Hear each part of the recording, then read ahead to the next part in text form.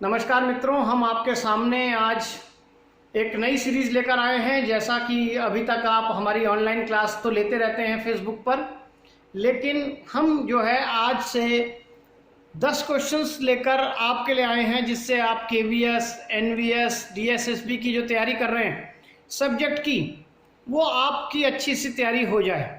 ठीक है, आज ये हमारा डे 1 है, पहला दिन 10 क्वेश्चनों के साथ, जिससे कि आपकी तैयारी हो सके। हमारा मकसद सिर्फ यही है कि आप अच्छे से आगे बढ़ें।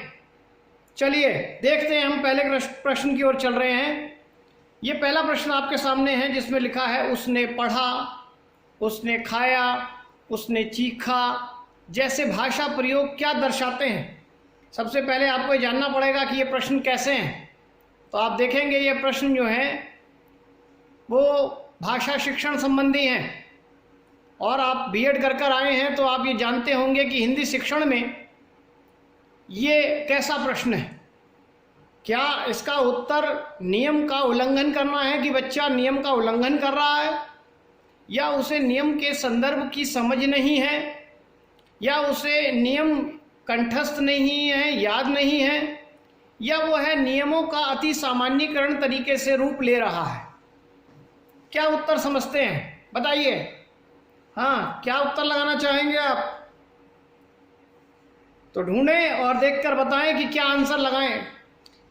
तो इसका आंसर कई आ रहे हैं, पहला, दूसरा, तीसरा, अब चौथा भी आ रहा है।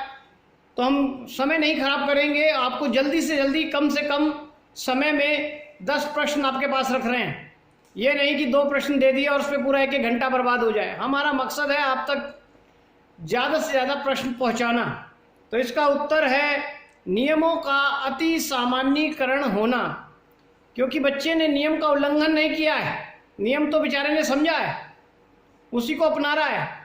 संदर्भ की समझ अभी होती नहीं है इस बच्चे को, और नियम याद नहीं किए जाते हैं, लेकिन उसने जो एक नियम समझा उसको सामान्य तौर पर सब जगह वो अपनाता चला गया है। ठीक है, इसलिए इसका उत्तर होना चाहिए था 4। समझ आया आपके? चलें नेक्स्ट क्वेश्चन की ओर। नेक्स्ट क्वेश्चन आपके पास है, ये दलित, स्त्री, किन्नर, आदिवासी विमर्श, जितने भी विमर्श हैं जो हम अब हिंदी साहित्य में पढ़ते हैं, इनको जन्म किसने दिया है? क्या बाजारवाद ने इसको जन्म दिया है? भूमंडलीकरण ने इसको जन्म दिया है? उत्तर आधुनिकतावाद ने इसको जन्म दिया है, या पूंजीवाद ने जन्म दिया है? जो बच्चे MA करके आए हैं, PGT की तैयारी कर रहे हैं, उनके लिए बहुत इंपॉर्टेंट प्रश्न है। तो ध्यान रखें, ये इसका आंसर यस, कुछ लोग पूंजीवाद कह रहे हैं, कैपिटलिज्म से आया है, कुछ लोग कह रहे हैं ग्लोबलाइजेशन के कारण आया है, कुछ लोग पोस्ट मॉडर्निज्म, उत्तर आधुनिकता की बात भी कर रहे हैं, बाजारवाद की। यस, क्या ये बाजार के कारण आया है? तो चलिए इसके उत्तर की ओर चलते हैं और देखें इसका उत्तर क्या है। तो इसका उत्तर है उत्तर आधुनिकतावाद, पोस्ट मॉडर्निज्म। उत्तर आधुनिकतावाद ने जो हाशिए पे खिसके लोग थे उनको मुख्य धारा में जोड़ने का काम किया है, जिसमें दलित थे, स्त्री थे, किन्नर थे, आदिवासी, ये सब विमर्शों का जन्म ही उत्तर आधुनिकतावाद में हो रहा है। अगर आप पूरा पाठ्यक्रम पढ़ते हैं हमसे, तो पाश्चात्य काव्य शास्त्र जो है उसमें आपको ये डिटेल में समझाया जाएगा उत्तर आधुनिकता आज जो चल रहा है उसकी सोच और उसका स्वरूप कैसा है। चलिए तीसरे प्रश्न की ओर। तीसरा प्रश्न कह रहा है कि ईश्वर की मृत्यु की घोषणा किस विचारक ने की है। यह भी पाश्चात्य काव्यशास्त्र का एक प्रश्न है आपके सामने, और PGT लेवल का प्रश्न है। लेकिन ऐसा नहीं है कि TGT में पाश्चात्य काव्यशास्त्र के प्रश्न नहीं पूछ सकता है, पूछ सकता है। तो ये नाम आपके पास होंगे, रोला बार्थ आप पढ़ेंगे, नीत्शे पढ़ेंगे, जैक देरिडा पढ़ेंगे, डैनियल वेल पढ़ेंगे। तो सही आंसर क्या है ये अगर आप जानते हैं तो इसका आंसर क्या है, नीत्शे। नीत्शे अस्तित्ववादी विचारक हैं, और अस्तित्ववादी विचारक का मानना होता है कि ईश्वर मर चुका है। वास्तव में ईश्वर के मरने का मतलब है आस्था का मर जाना। तो अस्तित्ववादी जो नीत्शे हैं उनके साथ कीरकेगार्ड जैसे और भी कई आपको आलोचक दिखाई देंगे। ठीक है, अब आइए नेक्स्ट क्वेश्चन की ओर चलते हैं। कुंडलिया छंद के संबंध में कौन सा कथन गलत है? कुंडलिया छंद, अब ये प्रश्न तो पीजीटी लेवल का प्रश्न है, लेकिन कई बार टीजीटी में भी आ जाता है, इसलिए इसको आपने विशेष रूप से ध्यान रखना है। कुंडलिया एक मात्रिक छंद है, बिल्कुल मात्रिक छंद है। जो लोग पढ़कर आए होंगे उन्हें पता होगा, जो नहीं पढ़कर आए हैं उन्हें हम पढ़ाएंगे। यह दोहा और रोला का मिश्रित छंद है या रोला और दोहा का मिश्रित छंद है? सारी समस्या बस यहीं पर ही टिकी हुई है। सारा खेल इसी दूसरे ऑप्शन में दिया हुआ है। और फिर इसका पहला और अंतिम शब्द एक समान होता है। हाँ, तो इसका पहला और अंतिम शब्द एक समान होता है। तो आप देखेंगे ये जो छंद है इसमें ये 6 लाइन का छंद है। जैसे छप्पा होता है, ये 6 लाइन इसमें छंद होती है। और इसका जो ये पहला शब्द, अगर यहाँ साई शब्द दिया है तो यहाँ आखिरी में भी साई शब्द होता है, लेकिन और ये मात्राओं की गणना वाला है। लेकिन इसकी विशेष बात ये है कि इसमें जो आप देखेंगे कि ये जो 2 लाइनें हैं शुरू की, ये बेसिकली दोहा छंद की लाइनें हैं। और ये जो 4 लाइन हैं ये जो हैं ये रोला छंद की हैं। तो ये जो छंद है बेसिकली दोहा और रोला का मिश्रित छंद है, ठीक है। और ऑप्शन में आपके पास दिया है कि यह दोहा और रोला का है, नहीं, ऑप्शन में दिया है यह रोला और दोहा का मिश्रित छंद है। तो हमारा आंसर क्या होना चाहिए था? तो हमारा आंसर हुआ कि ये दूसरा वाला जो है वो गलत है, क्योंकि इसमें आप देख रहे हैं ये जो दोहा और रोला होना लिखा जाना चाहिए था ऑप्शन में, लेकिन यहां लिखा गया है रोला और दोहा। तो इसका आंसर क्या है? सही आंसर हुआ हमारे पास ये वाला। ये कथन गलत है हमारे लिए, ठीक है। तो छंद की पूरी पहचान आपको हो जाएगी इससे। आइए नेक्स्ट प्रश्न की ओर चलते हैं।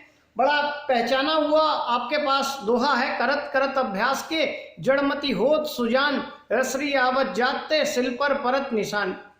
ये जो दोहा है या जो भी छंद है उसके संबंध में कौन सा विकल्प सही है? तो आपको एक ही क्वेश्चन में 3 आंसर जानने की कोशिश कर रहा है। ये एक क्वेश्चन 3 क्वेश्चन के बराबर है। यानी आपको अगर कवि का नाम आता है तब आप आंसर दे सकते हैं। अगर आप अलंकार जानते हैं इसमें कौन सा है तो उत्तर दे सकते हैं।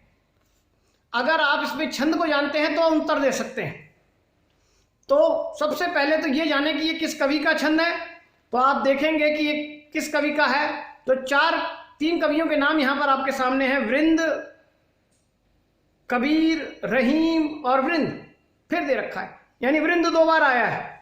इसका मतलब हो सकता है कि वृंद में से एक आंसर हो, ऐसा तुक्का लगाते हैं लोग। लेकिन यहां तुक्का नहीं लगाना है, हर चीज ठीक से समझनी है। और अधिकतर बच्चे 99% बच्चे कबीर पर टिक लगाते हैं, लेकिन इसका उत्तर क्या है? इसका कवि है कौन? वृंद।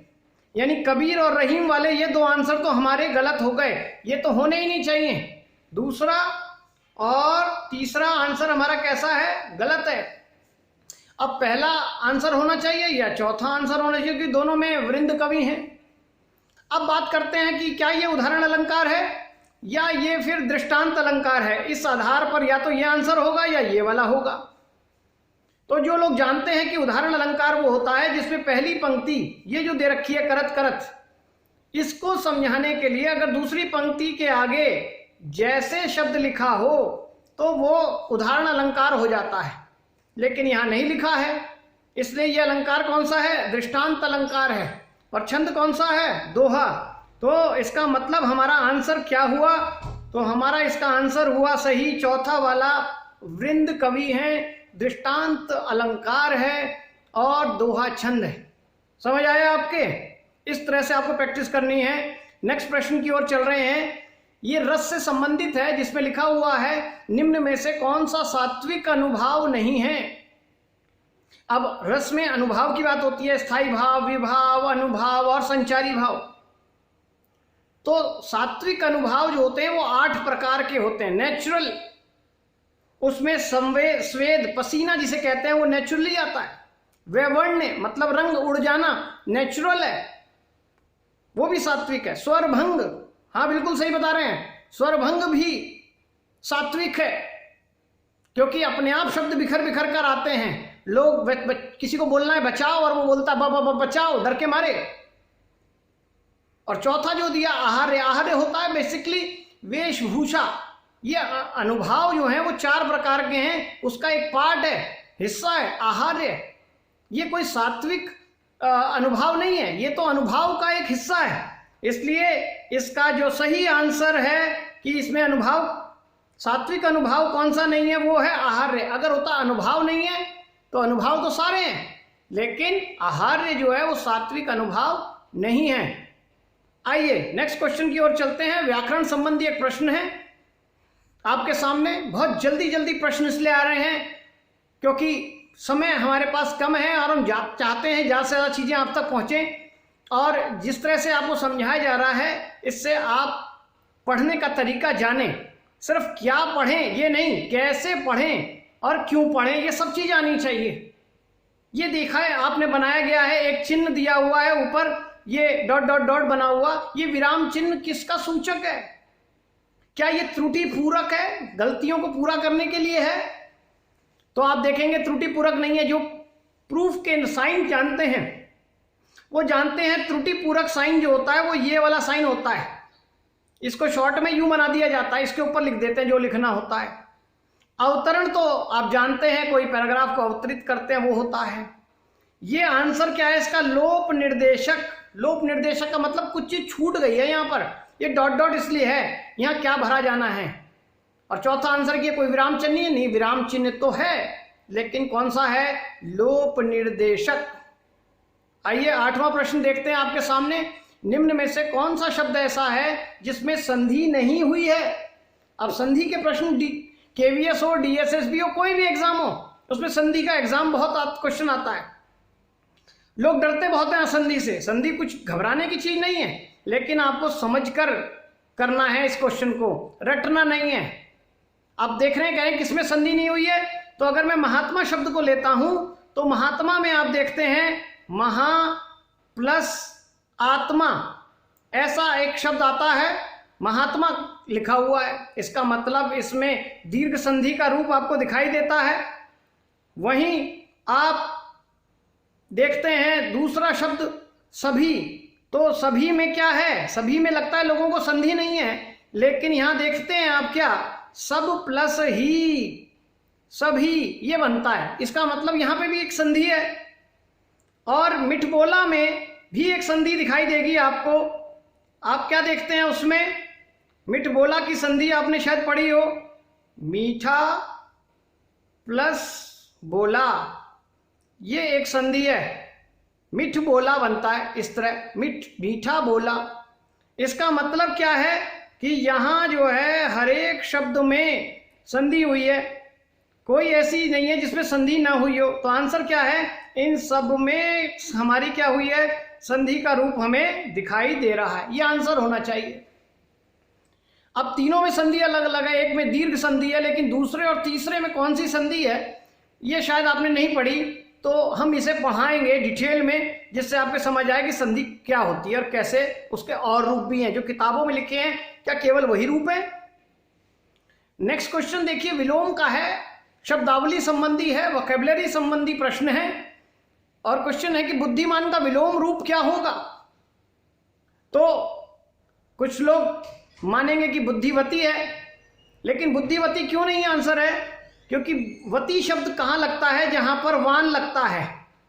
अगर ये बुद्धिवान शब्द होता तो बुद्धिवती बनता, लेकिन ये तो क्या है? बुद्धिमान है, वान नहीं है। और इसके आगे तीसरा प्रश्न देखें, यानी चौथा तो आंसर नहीं होना चाहिए। बुद्धिमान स्त्री, क्या ये सही आंसर है? बुद्धिमान स्त्री, तो स्त्री एक स्त्री शब्द लगता है विलोम बदलने के लिए, लेकिन क्या यहां लगेगा इस विशेषण में?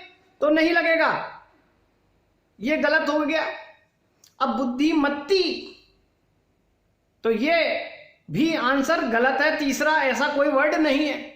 आंसर सही क्या है? इसका सही आंसर हमारे पास है बुद्धिमता। बहुत जगह जब ये बात करते हैं कि आ लगा हो तो पुल्लिंग और ई लगा हो तो स्त्रीलिंग, ऐसे जुगाड़ पढ़ाने वालों को ये समझना पड़ेगा कि ये जुगाड़ यहां फेल हो जाएगा। मान का मत्ता होगा, यहां पर रूप। सही आंसर ये है बुद्धिमत्ता। अब आइए अपने लास्ट प्रश्न की ओर चलते हैं। निम्न में से किसमें द्वंद्व समास है?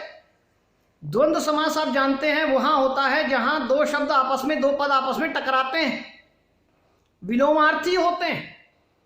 लेकिन यहां देख रहे हैं आप, काम और काज दोनों का मतलब एक ही है। बाल और बच्चे, उसका मीनिंग एक है। बड़े और बूढ़े का मतलब एक है।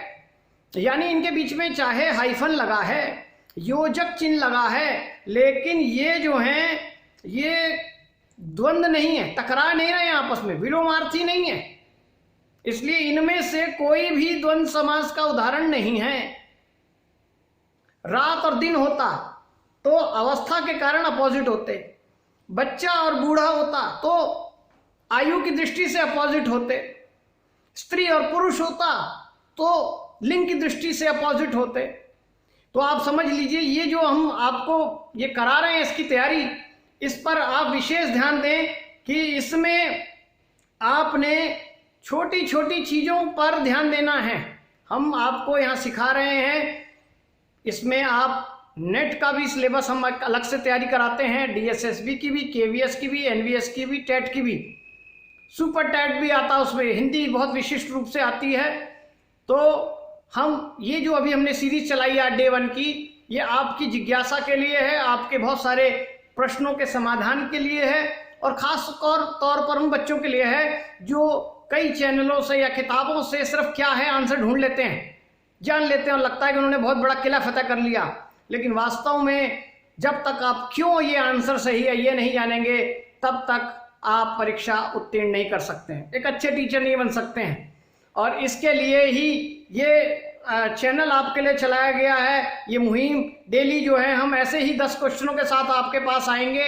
इसलिए हमारे इस YouTube चैनल को अगर आप देखते हैं और आपको अच्छा लगता है और रोज आप इस तरह के 10 प्रश्नों के साथ जुड़ना चाहते हैं तो लाइक कीजिएगा, कमेंट कीजिएगा, सब्सक्राइब कीजिएगा। और हमारे चैनल में हमने नाम डाला है हिंदी कैंपस, ठीक है। और मैं आपके साथ अभी तक बातें कर रहा था डॉक्टर दीनदयाल, ठीक है। धन्यवाद। आपसे कल फिर मिलेंगे इसी समय और आपको एक नए 10 प्रश्नों के साथ आपके साथ जुड़ेंगे। धन्यवाद।